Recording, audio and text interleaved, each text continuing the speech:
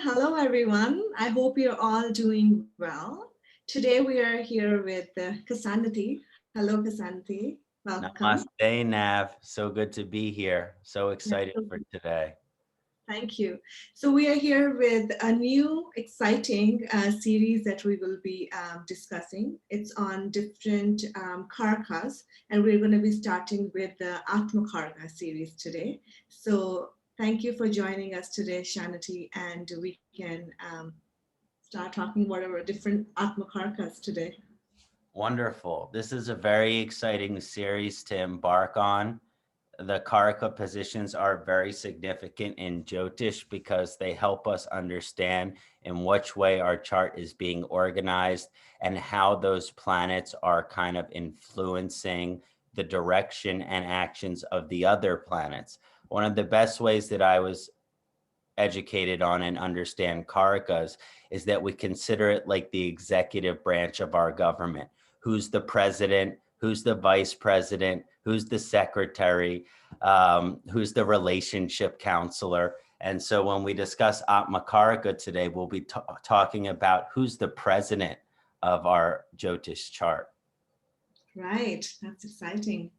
So we'll start with Sun. Sun being what it means when you have Sun as your Atmakaraka planet. Fantastic. Just before I get started, I want to do a quick chant to my guru, Amritananda Mayama Amaji, just to bring her into our discussion today, hoping that she will help us all.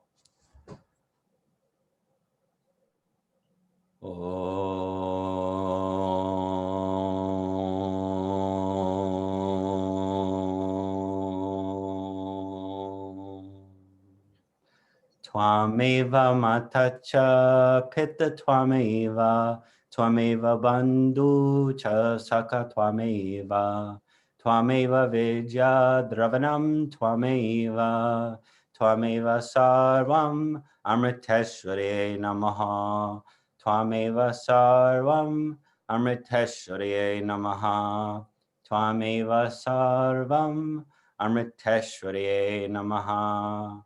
Hari Om. Om Namah Shivaya. Namaste, beloved followers of Jyotish and the planets and stars. This is a collaborative effort of Dr. Arjun Pi Astrology and Kṣaṇāti Jyotish on the Atmakaraka positions. So excited to be discussing this today. So the first planet I want to discuss as an Atmakaraka is Surya Deva, the sun. When the sun is the Atmakaraka, that is actually a traditional placement for the Atmakaraka, right? Because the Atmakaraka is the president, and sometimes we can understand the sun to be a natural president. Now, of course, the moon is also a fantastic president, as all of the other planets are, and they have their signification and benefits as the Atmakaraka. But one of the things that we understand about the sun is it represents the full soul's potential, right? The soul's direction. Sometimes the sun itself, Atmakaraka, soul's direction, the sun itself shows the soul's direction.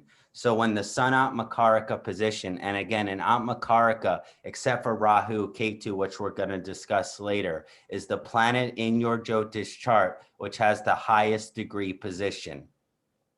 This varies chart to chart because the highest degree varies in the different astrological charts.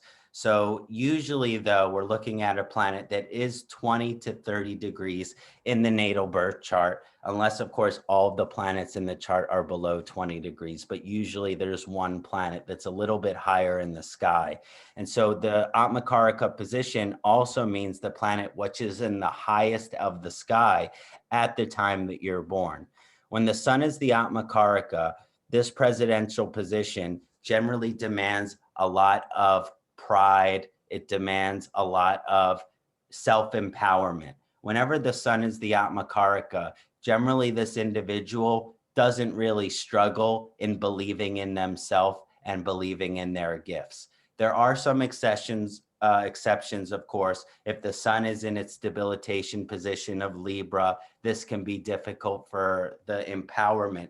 But as the Atmakaraka, part of the direction of the soul's purpose and the direction of how the chart is ordered is that in order to achieve your potential as the sun Atmakaraka, you really have to believe in yourself.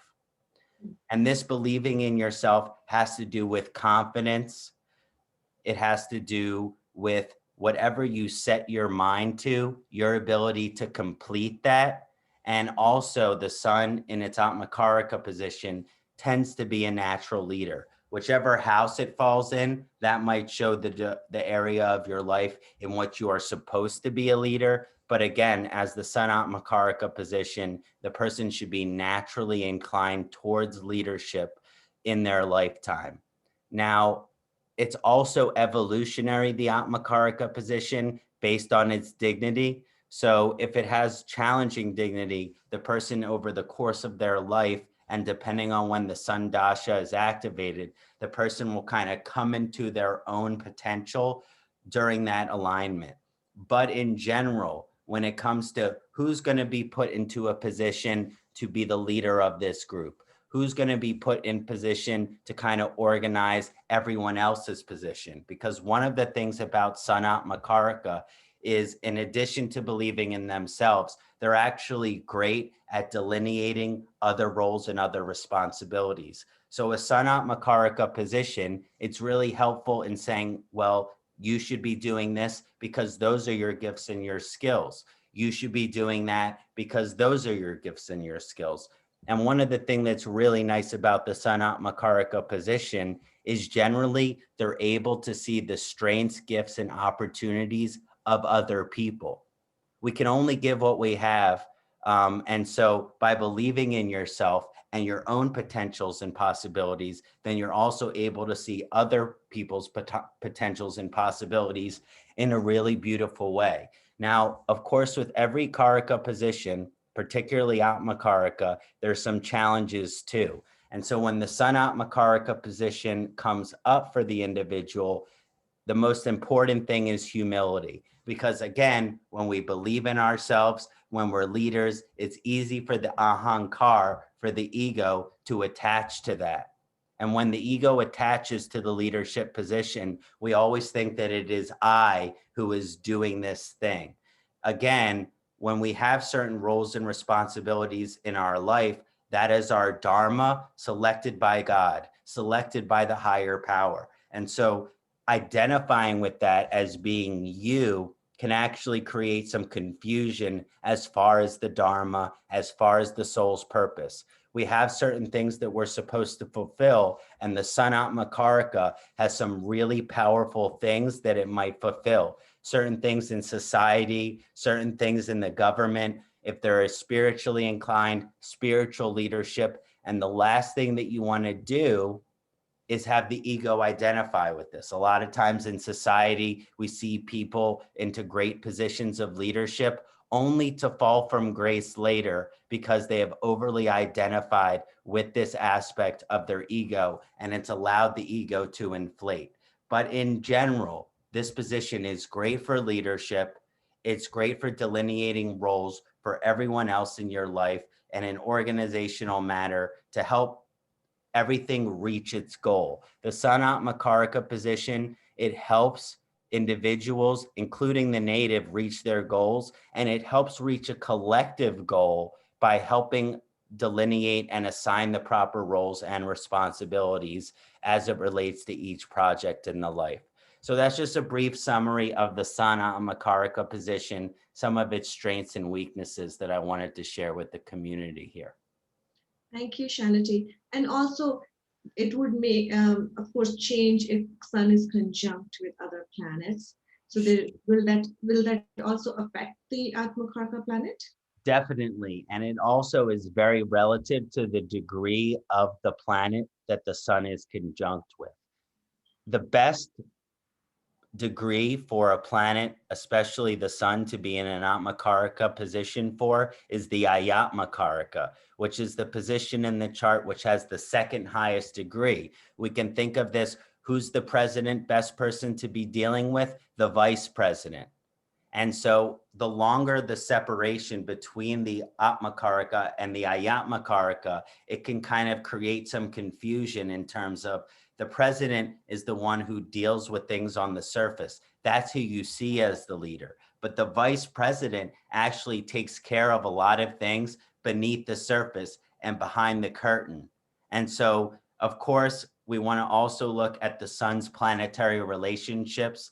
Again, the sun and the moon don't really have any enemies the way that other planets do, but we know that Venus doesn't deal well with the sun. We know that Saturn doesn't deal with the sun, and we know that Rahu and Ketu really don't deal with the sun all that well. And so this can actually challenge the Atmakaraka position of the sun by creating some separation between the goals of the sun and the goals of that secondary planet. For example, though, sometimes it can be beneficial because, again, the sun Atmakaraka has to do with ego. And even though Ketu is actually considered very difficult in its conjunction with the sun, when the sun is the Atmakaraka, sometimes that Ketu conjunction is nice because it's humbling, right? It reduces the ego. And so this aspect of the conjunction of Ketu with the sun Atmakaraka is actually sometimes more beneficial than a regular sun Ketu conjunction wherein it doesn't have that Atmakaraka position. Sun Saturn can be different because the shadow of Saturn can definitely overcome the energy of the sun. And so you want to look at that position of the secondary planet and how the sun relates to it, as well as that second planet being in a Ayatmakaraka position, or at least a planet of high degree. So it relates with the Atmakaraka well. So can we say that takeaway or from sun being one's Atmakaraka would be believing in themselves, being humble, and being source of inspiration for themselves and others? Definitely. They're a natural leader, and they're supposed to inspire others by empowering others. And the only way to do that properly is to remain humble, because no one wants to be empowered by someone with an inflated ego, right? Right, right. Thank you. That was wonderful. And we can move to moon now. Moon. So I love discussing the moon as the Atmakaraka. One of the things that separates Jyotish from tropical or Western astrology is that it prioritizes the moon's relationship in the chart. And so sometimes actually the moon Atmakaraka position is a little more favorable than the sun Atmakaraka position. And again, there are exceptions to that, and you have to look at the dignity of the moon. So the moon in Taurus, Rohini, Kritika Nakshatra, it's an excellent Atmakaraka position. But sometimes when the moon falls into Scorpio, Jyeshta, Anuradha, it can be actually more challenging for the moon. So again, it's all relative to the dignity and the nakshatra position. Some of the primary things that I like to emphasize about the moon Atmakaraka position is it's an inherently feminine empowered energy, while the sun is a masculine empowered energy. So if you're a man with the female moon Atmakaraka, it's very important to be in touch with your feminine energy, your devotion, your creative energy, your ability to nurture. And again, if you're a female with this moon Atmakaraka position, that's actually one of the wonderful things. One of the things that's very powerful about the Atmakarakas, as it's traditionally written in various Jyotish texts, is that it really does vary gender to gender. And we're just giving a brief overview today. And so we're not going to talk about every nakshatra and the different genders. But the moon Atmakaraka does really benefit the female native very well. The Karaka position of moon has a lot to do with the devotional nature of the individual. The moon Atmakaraka position shows that the native is extremely devoted. Now, depending on what bhava that moon Atmakaraka falls in, it shows that the native is devoted to that aim and that area of life. So if the moon Atmakaraka is in the second house, they're devoted to financial prosperity, family, and gains. If the moon is in the Atmakaraka position of the fourth house, this individual loves their homeland. They are very patriotic about their homeland. They have a good relationship with their mother. If the moon is Atmakaraka in the 7th house, the native is devoted to their romantic relationship. They're devoted to their partner. 9th house, their spirituality, their religious process. And so there is a lot of devotional energy associated with the Atmakaraka position of the moon. Also, the moon as the Atmakaraka, it's very nurturing and caring for others. It really likes to take care of other people. The moon Atmakaraka native, they're naturally motherly. And we can think of that energy of the divine mother, which I like personified through my guru Amma, is this energy where, you know, she takes care of the whole universe.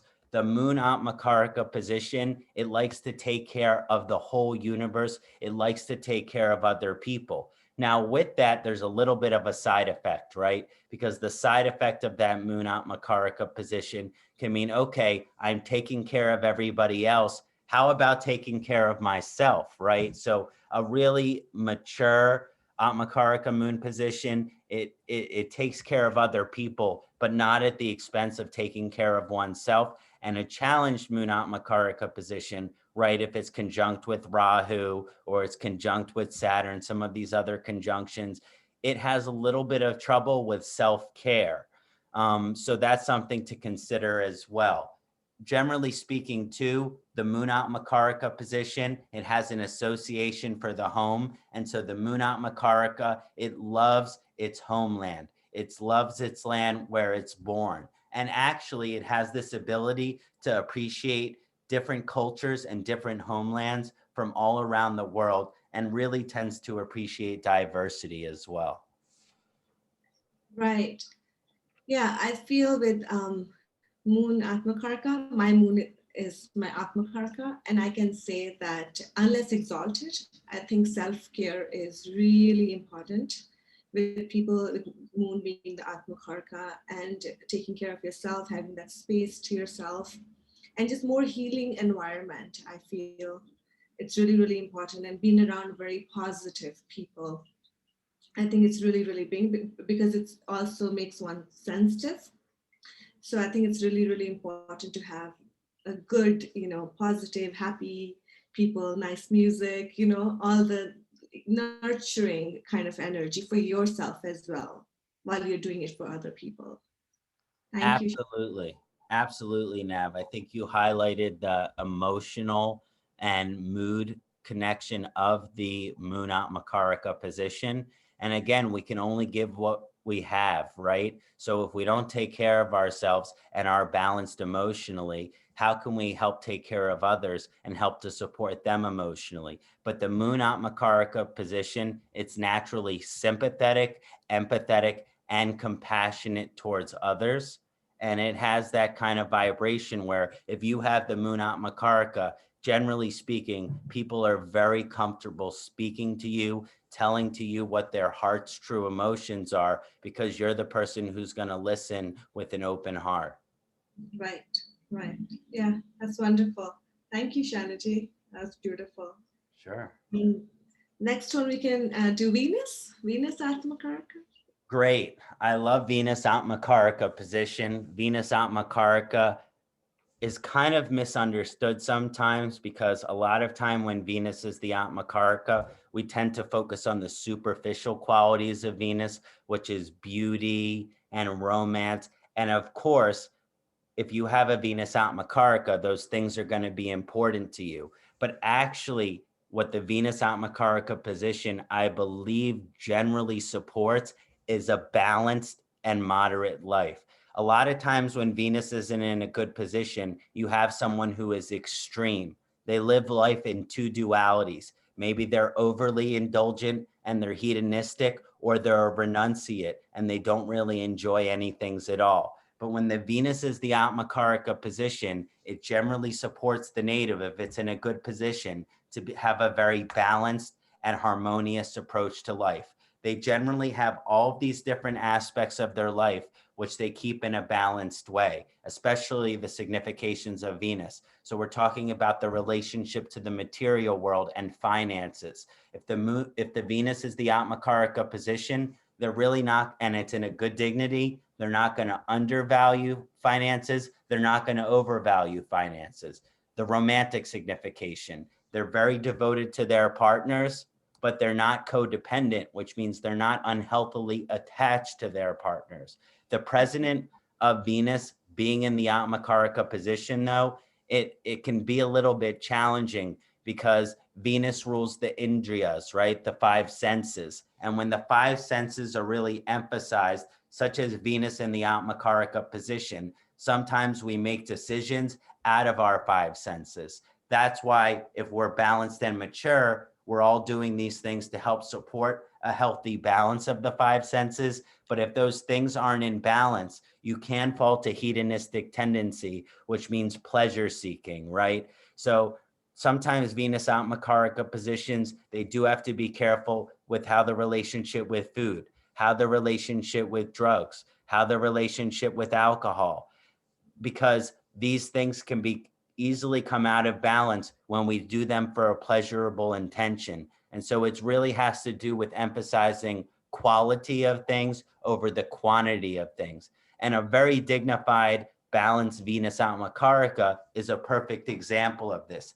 People look to them in their lives for how to balance all of these things about life that are inherently hard to balance. But again, we mentioned that the Atmakaraka is an evolutionary energy that the people come into and at peace with over the course of their lives. And so again, the Venus Atmakaraka position, it is very beautiful. It is very, kind in terms of towards itself and the way that it is towards others. It's very sweet and graceful and kind, but they do have to be careful about their relationship with pleasure and indulgences, as well as the Venus Atmakaraka position. So those are just some of the primary significations for Venus I wanted to mention as the Atmakaraka. Thank you. Thank you, Kṣaṇāti. We can move to Mercury. No? So Mercury, I can speak from personal experience as it's my Atmakaraka and its native nakshatra of Jyeshta. So I have always experienced what it is to be a Mercury Atmakaraka. The importance of a Mercury Atmakaraka, right? Mercury is called Buddhayaha in Sanskrit, which means the emblem of intelligence. And so the Mercury Atmakaraka natives, they are naturally very intelligent people. They are very logically oriented people. And these are people who are generally good at speaking and good at writing, especially when Mercury is in its good dignity, and in a good nakshatra and a good house position. That really helps all of these things. One of the things that the Mercury Atmakaraka native has to be more careful about is how do they have to live their life in order to keep their buddhi, their discretionary factor of their consciousness, sharp and strong as possible. So, certain people, depending on their lifestyle, they can do intellectual activities, and it's really not going to set them back that much. They can watch silly television, listen to music with poor lyrics. They can play video games. They can do mindless activities. But for the Mercury Atmakaraka native, they have to be very careful about everything they do supports their buddhi, supports their intelligence. So they should only be playing games that increase their intelligence. So we have chess, we have backgammon, we have different games. You can still play as a Mercury Atmakaraka. You can't watch silly TV or movies. You can't listen to music with poor lyrics. When I listen to half of the rap music out there, it makes me nauseous to my stomach because I'm like, I can't believe these lyrics are in an actual song.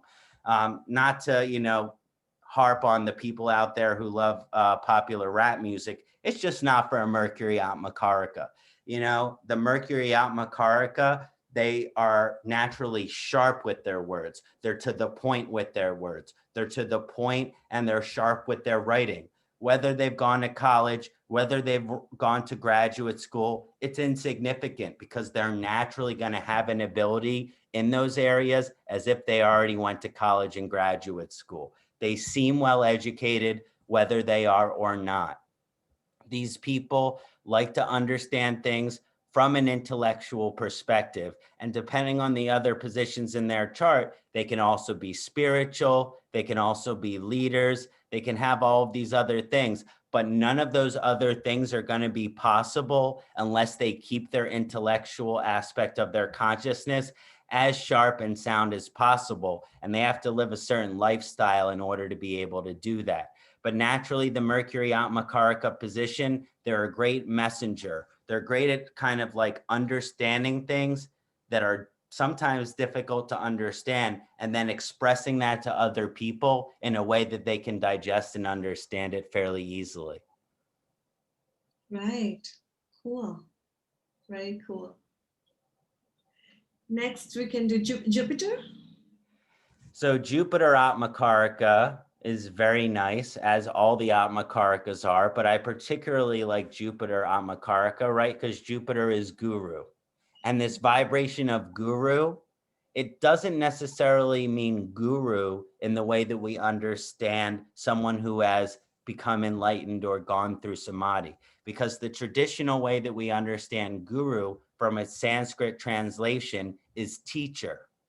And so someone who is a guru, a Jupiter Atmakaraka, they are seeking wisdom. That is the primary purpose and focus of their life, is in order to seek wisdom. Whenever Jupiter is the Atmakaraka, wisdom comes first. Now, if that's in a spiritual position, 8th, 9th, 12th house, they're going to be seeking spiritual wisdom. But let's say it's in the 5th house, they're going to be seeking academic wisdom.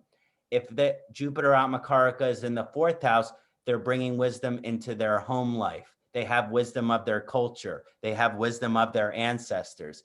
Let's say it's in an Artabhava house, like Jupiter Atmakaraka in 2, 6, 10. If the Jupiter Atmakaraka is in this position, then these people are actually wise when it comes to finances, to money, to jobs.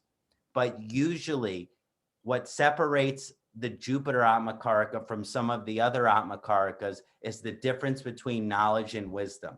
Knowledge is the ability to educate yourself about some material. Wisdom is how to actually apply it. Right. And so they're able to not only understand knowledge, but its application into the life. They're not only able to understand how to save money if Jupiter is Atmakaraka in the 2nd house, but what we need to do in order to save money, and they live their lives by that example. Because a guru isn't a guru, right? If they say, do what I say, not what I do. Right. Jupiter Atmakaraka becomes its highest potential by actually living the knowledge that they've learned, and that's when it becomes wisdom. And so when a highly dignified Jupiter Atmakaraka position, they are really an example for others about how to live the life in alignment with the highest truth. And it's a really wonderful position. But one of the things that is the difficult side of this position is there's a lot of consequence when it comes to prajna parad, or crimes against wisdom, because let's be real, ignorance is bliss. And one of the things about the Jupiter Atmakaraka position is they don't have the luxury of being ignorant or being allowed to be ignorant. That means if they know something, they have to live it. If they know something and don't live it, they will have health problems. They will have spiritual problems. They can even have mental illness problems. And as Jupiter is the Karaka for the husband, then they can also have difficulty in their relationships with their spouse. So when you know something, if Jupiter is your Atmakaraka, there is definitely a responsibility to live your life with your knowledge. And that's the way that it becomes wisdom. And I do believe the Jupiter Atmakaraka position to possess an incredible amount of wisdom. And that means it's a responsibility to live your life that way as well. Right. Interesting. Next one is Mars. Mars Atmakaraka. Mars Atmakaraka, the Kshaitra, the warrior, right? So the Mars Atmakaraka position, because of sometimes Mars Rajasic and Tamasic nature, it can be a little bit challenging. This is helped if Mars is in a good position, Aries, Scorpio, Capricorn. That always helps. If any of those nakshatras there, that it's in a friendly nakshatra, that can be really beneficial. The thing about the Mars Atmakaraka position, one of the greatest benefits of it is that they are action and energy oriented. When they have the desire to do something, they do it. And so if there's one person that has an Atmakaraka position of Mars and you want to assign them a task, they're the best people to actually complete the task if Mars is in a good position. If they have a task, they will complete it. They will follow through on the initial instinct to do something that they've been encouraged to do. And one of the things about the Mars Atmakaraka position that I love is what I call the Energizer bunny effect. This Mars Atmakaraka position, they are go, go, go, go, go. Do. Let me do everything that I can do. And right, there's always something that can be done. So these people can actually keep going on and on. When other people would get exhausted, when other people get tired, they're the ones that just keep on going and going and going. And so, you know, if you have someone in your life and you want to get something accomplished, ask your Mars Atmakaraka person to do it. Ask your Mars Atmakaraka friend to do it. It's really helpful. These people are also inherently very curious and they're constantly following their curiosities. It's something that really is beneficial about the Mars Atmakaraka position. The difficult side of the Mars Atmakaraka position is that sometimes they can take actions impulsively and compulsively. Now, if it's conjunct with Jupiter or it's in Sagittarius or Pisces, there's a little bit of exception there. But generally speaking, they have to be careful if the actions they're taking are tamasic, because there's not as much thought before the action as a Mars Atmakaraka position. Now, again, they're able to reflect wonderfully about an action after it's taken. But sometimes, depending on the consequences of that action, it's too late. So the Mars Atmakaraka position, the downside is I want to do this thing, and so I'm going to do it. But then what is the consequence of that? Does it hurt me? Does it hurt other people? Am I gaining something for myself at the expense of others? This is the question that I encourage the Mars Atmakaraka natives to ask themselves. It's a great position in terms of completing tasks, doing obligations, and generally progressing to that next level of growth in your life. But because of the lack of ability to reflect before action, there has to be some kind of concept of, let me try to reflect heavily on something before I take that action to make sure the consequences aren't too severe. Wonderful. Next, we have Saturn. Saturn as an Atmakaraka. So the Shudra, right, the servant here, as Saturn Atmakaraka position. Saturn Atmakaraka individuals are naturally, especially if Saturn is in a good position, extremely disciplined. They are extremely disciplined. They are humble. They are great at engineering and understanding the mechanics of things. They also are service oriented. They like to be of service without really needing to get, you know, something in return. They give without really saying, okay, well, you know, I want this for that. No, they just give. They're of service. And this is a very positive energy combination of discipline and service. Whatever bhava that Saturn Atmakaraka position is, that's where that service and humility is going to go towards.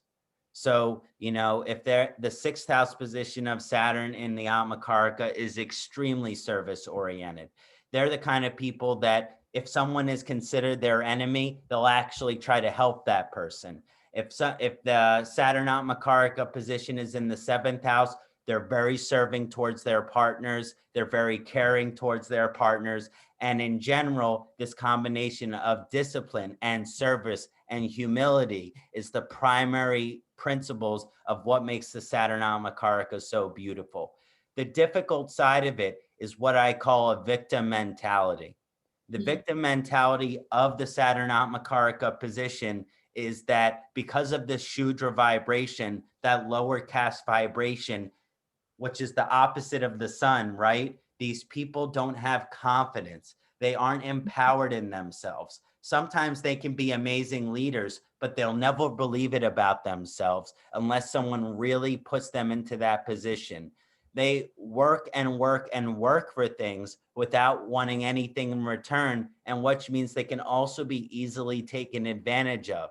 So this is something that is the difficult side of the Saturn Atmakaraka position. But in general, they are great at knowing how things work, helping support the action of things from behind the scenes without really needing to be, receiving praise for it, right? They are constantly disciplined in their diet, in their spiritual practice. If it has a spiritual implication like Saturn Atmakaraka in the 9th house or the 12th house, these individuals are very dedicated spiritually and have a great spiritual sadhana. They probably do daily pranayama and daily yoga and daily chanting and incorporate Jyotish and Ayurveda. They do all of these things without even thinking highly of themselves, right? And that's absolutely beautiful. But part of the evolutionary energy of the Saturn Atmakaraka position is because of all of the energy and action and discipline that people put into things because of this position over the course of their life. They do want to come to be comfortable as far as being empowered in themselves as well. But it's generally a little more difficult with the Saturn Atmakaraka. Does it also mean that if any Atmakaraka planet is conjunct Saturn, will also give a bit of the Saturn Atmakaraka flavors? Definitely. So, Venus, Saturn, Atmakaraka conjunction, these people are disciplined and humble when it comes to the finances, when it comes to money, when it comes to romance. They're very humble in this way. But then again, they can be taken advantage of, right? Financially or romantically. They can actually, as I mentioned, become the victim mentality, which means that, they're kind of oppressed. There's some type of oppression there. So, if there is a Mercury, Saturn, and, Mercury's the Atmakaraka and Saturn's there, yeah, they're great learners, they're logical, they're intellectual, but maybe they're slow learners, right? Because Kṣaṇāti effect. Generally, that Saturn Atmakaraka position has kind of a slow moving effect. And so if it's with Mercury, yeah, they're amazing at learning things, but they learn things slowly over a large period of time. And in general, for the Saturn Atmakaraka position, to know that the rewards in life generally come slowly after a lot of dedication. Right. And beside where the Atmakaraka is falling in the chart, for example, if Saturn is ruled by 3rd and 4th house in the chart, then can we also say that 3rd house and 4th house, they're dedicated and being service oriented towards these houses as well, beside where it falls in that house, of course. Excellent point, Navjeet. Definitely wherever that Atmakaraka planet, whichever bhavas that planet rules, are also going to be affected by that Atmakaraka. So Saturn, if it's the Atmakaraka, will bring discipline and organization to the houses that it rules. If the sun is the Atmakaraka, you got to look for Leo Rashi in the chart, Simha, and wherever Simha is, that's going to bring leadership qualities. If Mercury is the Atmakaraka, you got to look at Mituna, Gemini, Kanya, Virgo. You're going to look for those associations and positions that Mercury rules, and there's going to be logic and intellect and intellectual capabilities in those houses as well. So yeah, the significations for the Karaka definitely get brought to the houses that planet rules as well. Right. Thank you. And next one is Rahu. So the interesting thing about the nodes as far as the Atmakaraka is concerned is that some Jyotish actually don't consider Rahu and Ketu to be Atmakaraka. In my lineage of Jyotish, I do believe, and I was educated, that Rahu and Ketu can be the Atmakaraka. But one of the things that you want to understand about Rahu and Ketu Atmakaraka, if you're trying to determine their Karaka position in your chart, it's not if they're the highest degree, because Rahu and Ketu are permanently retrograde, right? And so their strongest position in a house is at 15 degrees, up until 15 degrees, strongest from 14 to 15 degrees. And so because of that, you actually minus 15 degrees to understand the position of the Karaka of Rahu or Ketu. So if Rahu or Ketu is at 14 degrees and you minus 15 degrees from it, right? Then Rahu and Ketu would be at 29 degrees, which would probably bring them into an Atmakaraka position. So just understand that you are going to subtract 15 degrees from Rahu and Ketu's position to understand if they are not Atmakaraka. Now, due to this fact, if Rahu is your Atmakaraka, it's probably you got an amazing story to share. Because one of the things about Rahu Atmakaraka, generally speaking, and just to put it in an analogy, is that these people have to go through hell to get to heaven. And it's incredibly mystical because Rahu represents our full mystical and occult potential. And so a Rahu Atmakaraka native is very predisposed to reaching their full mystical and occult potential, but Rahu is also a dharma.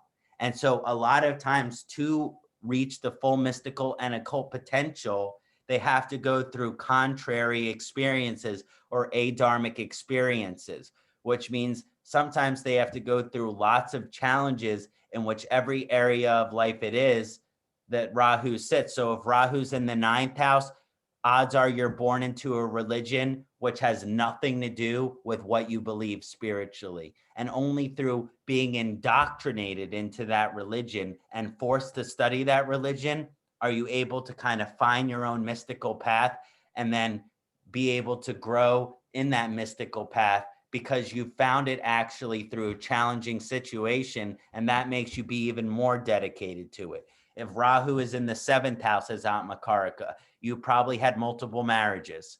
If not, you've had very difficult relationships that you've had to go through in order to get you to actually being and understanding who you are compatible with, and then being spiritually connected to that person.